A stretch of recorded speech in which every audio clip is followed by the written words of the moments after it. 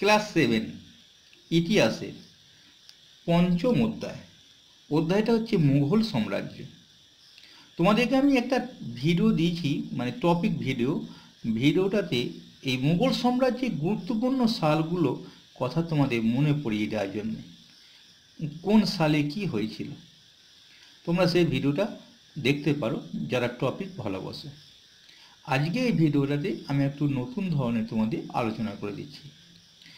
এই মুঘলরা ভারতবর্ষে এসেছিল, কে প্রথম এসেছিল এবং পরপর তার বংশ পরস্পরায় কিভাবে ভারতবর্ষের সাম্রাজ্য চালিয়েছিল, এইটাই কিন্তু আমাদের এই চ্যাপ্টারটার পড়াশোনা। প্রথমে বাবর, তারপরে হুমায়ুন, তারপরে আকবর। এই পরপর আমাদের যে নামকোটা আছে বংশ পরস্পরায়, সেই নামকোটা একটা তোমাদের টপিক আছে বইয়ের মধ্যেই, কিনা ববার হলো আবার জ্বর, সারল ঔষধে। এই কথাটা দেয়া আছে, দেখো এই দেখো টুকরো কথায় আমি দেখতে পাচ্ছি, ববার হইল আবার জ্বর, সারিল ঔষধে। ববার হচ্ছে বাবর, হইল হ পাচ্ছি হুমায়ুন, আবার মানে আকবর, আ পাচ্ছি, জ্বর মানে জাহাঙ্গীর, সারিল মানে শাহজাহান, ঔরঙ্গজেব, ঔষধ মানে ঔরঙ্গজেব। তার মানে পরস্পরে মানে প্রথম শাসক কে ছিল বাবর, শেষ কি ঔরঙ্গজেব। এরা কিন্তু পরস্পরে পরপর রাজত্ব করে গেছে, একদম টানা পরপর না। মাঝখানে একবার আফগানরা শাসক হয়েছিল, দিল্লির মসনদে বসেছিল শের শাহ, শুধু একবার। তাহলে কার সময় হয়েছিল? বাবরের সময় হয়েছিল না, হুমায়ুনের সময়। হুমায়ুন যখন শাসক হয়েছিল তখন এই মানে ওই আমাদের যে শের শাহ তাকে যুদ্ধে হারিয়ে দিয়েছিল এবং হারিয়ে দিয়ে দিল্লি দখল নিয়েছিল। তাহলে আমাদের সেই কথাটাই পড়াশোনা। একবার ছোট্ট করে গোটা গল্পটা একবার জেনে নিই, তারপরে আমরা কেমন করে চ্যাপ্টারটা পড়বো একবার জেনে নিই, তারপরে আমরা একটু একটু করে পড়ে নেব।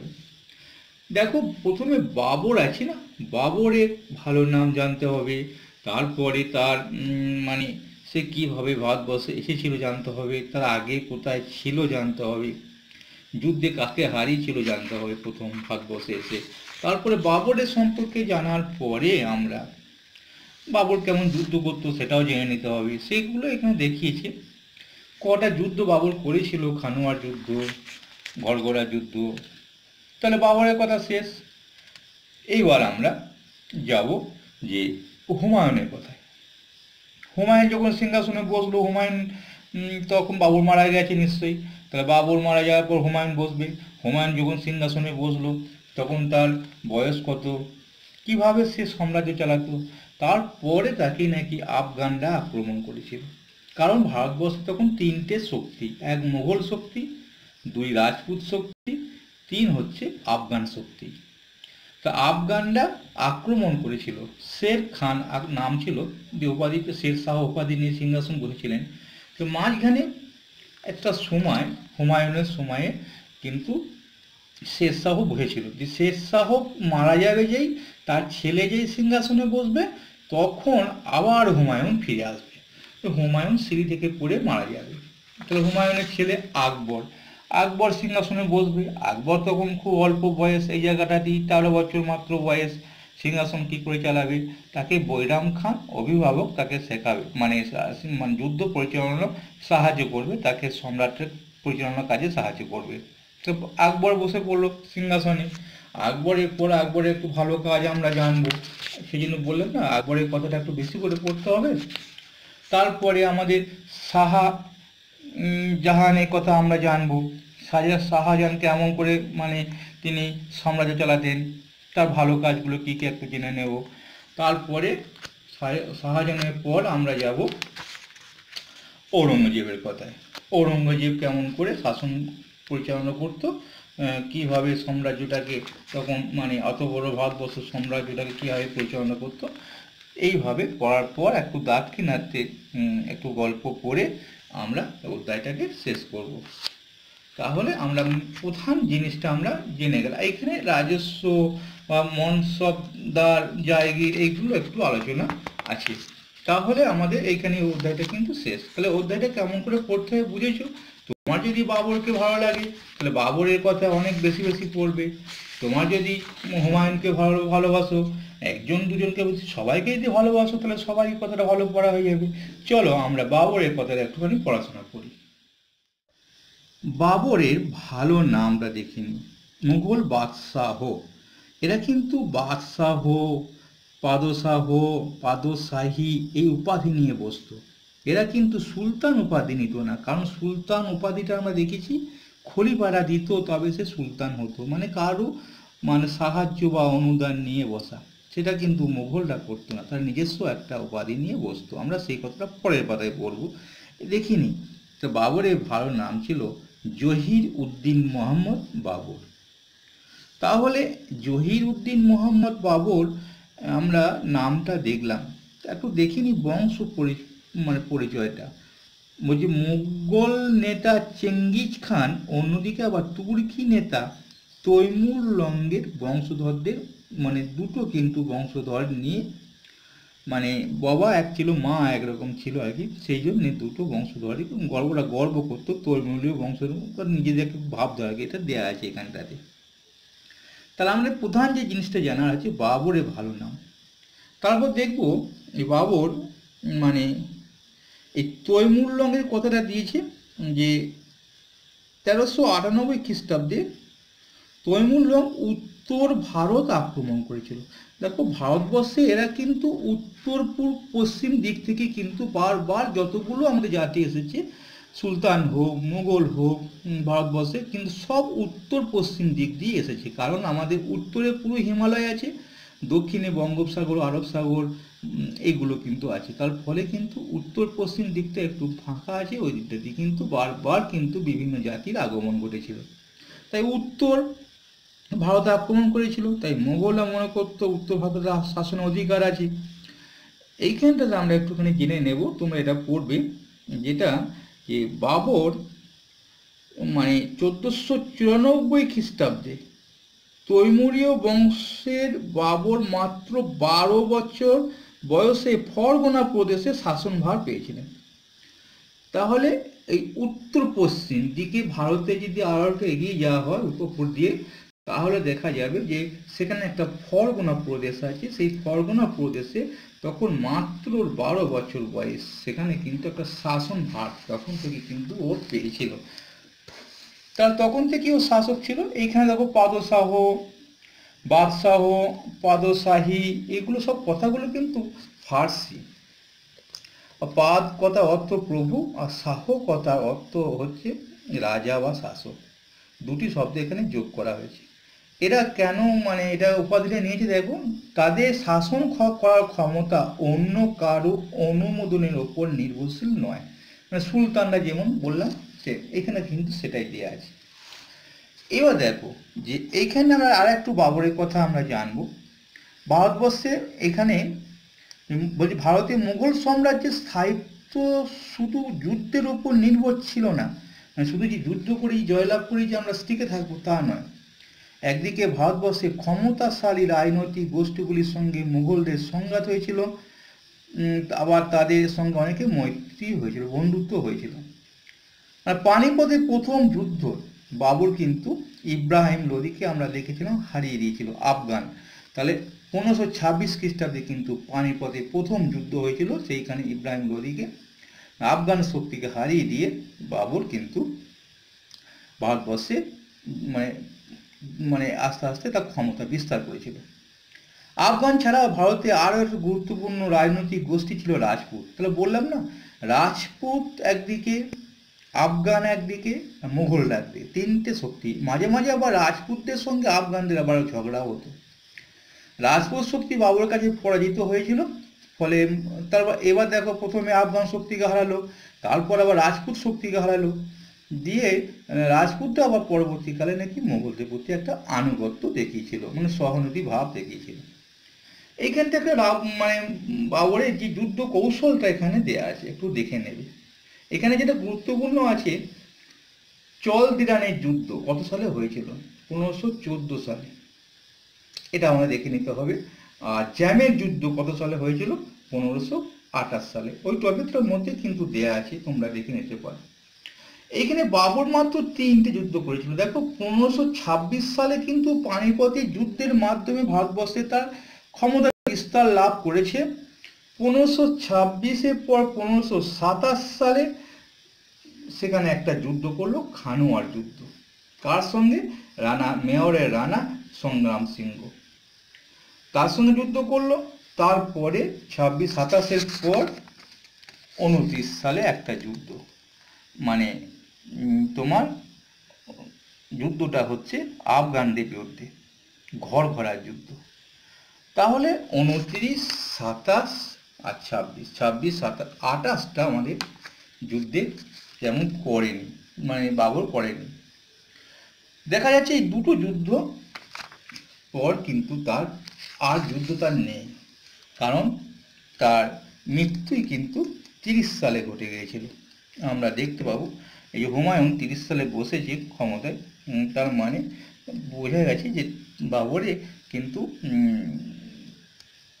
সাম্রাজ্য শাসক থেকে সে বিদায় নিয়েছিল, তারপরে হুমায়ুন বসেছিল। হুমায়ুনের কথা আমরা যাব।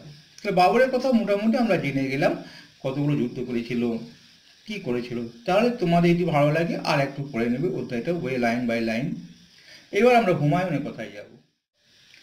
হুমায়ুন শাসক হবার পর ভারতবর্ষে তার ভাইদেরকে না কয়েকটা আলাদা অঞ্চলে ভাগ করে দিয়েছিল। সেগুলোকে ভাইরা দেখাশোনা করত।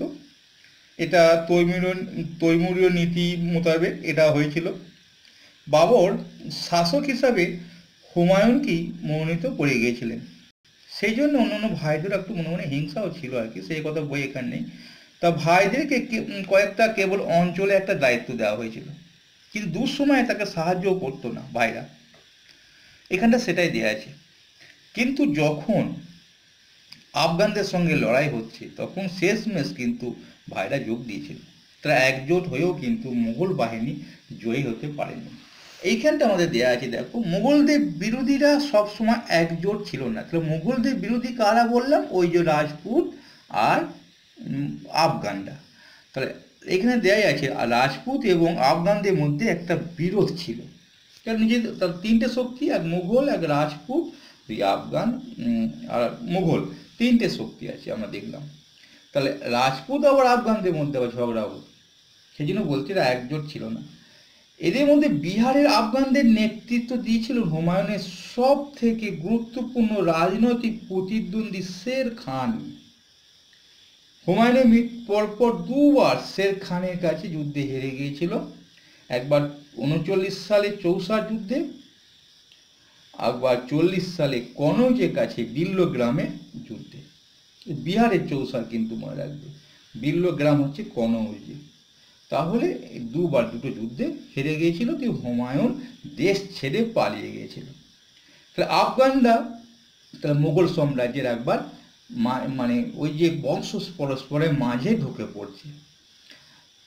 দেখো এইখানটা আমরা বুঝতে পারলাম যে দেশ ছেড়ে পালিয়ে কোথায় গিয়েছিলেন না, পারস্যে শাহ তাহমমের কাছে। তিনি তাহমম তাকে হুমায়ুনকে আশ্রয় দিয়েছিল। দিয়ে কি হলো, শের শাহ উপাধি নিয়ে তিনি তো বসলেন, শের খান শাহ উপাধি নিয়ে সম্রাট পরিচালনা করতে লাগলেন। শের শাহের মৃত্যুর পর তার পুত্র বসলো ইসলাম শাহ। বললাম না, তার পুত্র বসবে, তখন তার সেরকম বাবার মতো কি ছেলে হবে, হবে না। ইসলাম শাহের মৃত্যুর পর রাজনৈতিক অস্থিরতা দেখা দিল। ইসলাম শাহ মারা গেল ওর মধ্যে, তখন হুমায়ুন দেশ ছেড়ে চলে গেছে, মানে শের শাহ মারা গেল, ইসলাম শাহ মারা গেল। এই সুযোগে হুমায়ুন কিন্তু দেশে ফিরে পড়লো আবার। দিয়ে হুমায়ুন আবার হুমায়ুন আবার কিন্তু ভারতবর্ষের শাসনভার নিয়ে নিল। নেবি, আর তো কোনো প্রতিদ্বন্দ্বী নেই, মানে আসল যে রাজনৈতিক প্রতিদ্বন্দ্বী সেটাই দুটোই তো শেষ, ছেলেও শেষ, বাবাও শেষ। তাহলে এবার দিয়ে কি হলো, শাসন করতে করতে কিন্তু কপাল খারাপ। দিল্লির যে একটা পুরনো কেল্লার পাঠাগার আছে, পাঠাগারের সিঁড়ি থেকে পড়ে গিয়ে তিনি মারা গেলেন। তাহলে বুঝো কি অবস্থাটা। দিয়ে হুমায়ুনও মারা গেল। এইবার কে বসবে? কিন্তু মজার ব্যাপার হলো যখন এখানে আকবরেরই জন্ম হয়েছিল, যখন হুমায়ুনের পালিয়ে বেড়াচ্ছিল তখন আকবরের জন্ম হয়ে গেছিল। তাহলে আকবর তো তখন ছোট। আমরা শেরশাহের শাসন ব্যবস্থাটা একটুখানি পরে পড়ছি, গল্পটা শেষ করিনি।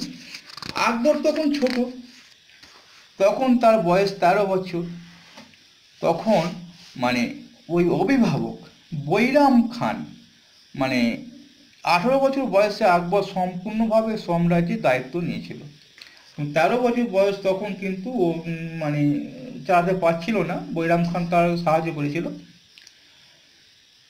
প্রথম যখন সিংহাসনে বসলেন তখন দিল্লিতে শেরশাহের এক আত্মীয় আছে, মানে শেরশাহ মারা গেছে, তার ছেলে আদিল শাহ মারা গেছে। তার ছেলের নাম ছিল, এখানটা দেখলাম ইসলাম শাহ মারা গেছে। এবার এক আত্মীয় এসেছে, তার নাম হচ্ছে আদিল শাহ। সে কিন্তু পেছু লেগে আছে যে আমি ক্ষমতা বাড়িয়েছি, আমি হচ্ছি আফগান, আমি কিন্তু তোমাকে যুদ্ধ করব। তার প্রধান মন্ত্রী হিমু ছিল, দিল্লি দখলও নিয়ে নিয়েছিল। তখন দিল্লি ও আগ্রা ছিল সে যুগে শাসন ক্ষমতা, কিন্তু মানে আদিল শাহ তার হিমু দিল্লি দখল করে নেন। এবার পানিপথের যুদ্ধ হলো বৈরাম খানের নেতৃত্বে। আকবর কিন্তু যুদ্ধটা করেছিল 1556 খ্রিস্টাব্দে, দ্বিতীয় যুদ্ধ পানিপথে, দিয়ে আফগানদের হারিয়ে দিল, দিয়ে তিনি ভারতবর্ষ শাসন করতে লাগলেন। এবার আকবরের অনেক অনেক কাহিনী আছে, পরে একটা ভিডিওর মধ্যে আমি তোমাদের বলে দেবো। এখন একটু দেখে নিই শেরশাহজি যে মাঝখানটা বসেছিলেন, ভালো ভালো কাজ করেছিলেন। কি কাজ করেছিলেন আমরা একটু দেখে নেব। শেরশাহ কৃষককে পাট্টা দিতেন, জমির পাট্টা আমরা দেয়া দেখে শুনেছি। শুধু ওই পাট্টায় কৃষকের নাম লেখা থাকতো, জমিতে কৃষকের অধিকার কত লেখা থাকতো, কত রাজস্ব দিতে হবে সেটাও লেখা থাকতো। তার বদলে কৃষক রাজস্ব দেওয়ার কথা কবুল করে কবুলিয়ত নামে একটি দলিল রাষ্ট্রকে দিত। খুব ভালো। যোগাযোগ ব্যবস্থা বিশাল উন্নতি করেছিলেন তিনি। দেখেন যোগাযোগ ব্যবস্থা উন্নতি ঘটাতে শেরশাহ সড়ক পথে উন্নতি করেছিলেন। তিনি বাংলার সোনারগাঁ থেকে উত্তর পশ্চিম সীমান্তে পেশোয়ার আছে, সেখানে একটা সড়ক মানে সংস্কার করেন। রাস্তাটির নাম ছিল সড়ক-ই আজম। ওই রাস্তায় পরবর্তী নাম হয়েছিল grand tank road, GT road যেটা আমরা বলি। আগ্রা থেকে যোধপুর পর্যন্ত এবং চিতোর থেকে যোধপুর এবং চিতোর পর্যন্ত একটা সড়ক তৈরি করেছিল। লাহোর থেকে মুলতান পর্যন্ত একটা রাস্তা তৈরি করেছিলেন। ভালো ভালো সড়ক পথ তিনি তৈরি করেছিলেন। এবং শুধু তাই করে তিনি শান্ত হননি। পথিক ও বণিকদের সুবিধার জন্য রাস্তার ধারে ধারে সরাইখানা তৈরি করে দিয়েছিলেন। শেরশাহ ঘোড়ার মাধ্যমে ডাক যোগাযোগ চালু করেছিলেন। ডাক ব্যবস্থা মানে পোস্ট অফিসে চিঠি আসা ঘোড়ার মাধ্যমে ইনি চালু করেছিলেন। আর সেনাবাহিনীর ওপর নিয়ন্ত্রণ রাখতে দাগ ও হুলিয়া ব্যবস্থা চালু রাখেন। এটা শেরশাহ কিন্তু ভালো ভালো কি চিত্র। তাহলে আমরা দাগ ও হুলিয়া কার, মানে সেটা শেরশাহের। আমরা আকবরে এতটা পর্যন্ত পড়লাম, বাকিটা আকবরে কি কি ভালো ভালো কাজ করেছিল, কেন তাকে শ্রেষ্ঠ সম্রাট বলা হয়, জেনে আমরা শাহজাহান আর ঔরঙ্গজেবের কাহিনীটা পড়ে মোটামুটি পরের ভিডিওটা শেষ করব। আজকে এই ভিডিওটা শেষ করলাম, দেখা হবে আবার পরের ভিডিও। ভালো লাগলে অবশ্যই লাইক করব।